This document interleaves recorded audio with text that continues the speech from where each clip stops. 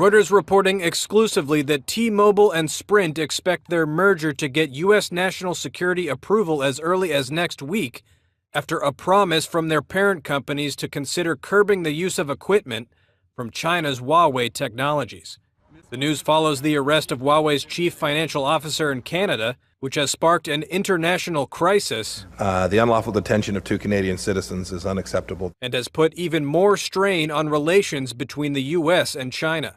Reuters correspondent Leanna Baker has the exclusive. There's heightened tensions right now in Washington around Huawei, and both of these companies, their parent companies, SoftBank and Deutsche Telekom, both use Huawei equipment in some of their networks, not in the U.S. So it appears the U.S. government put pressure on Deutsche Telekom and SoftBank to try to get some concessions from them. This is the first time that we know of where this intergovernmental national security panel called CFIUS has made demands from non-U.S. companies to do things outside of the U.S. So this isn't in the purview of the U.S. This is in Europe and in Japan and other countries. So it is definitely a blow to Huawei if they lose some of their biggest partners, SoftBank and Deutsche Telekom globally.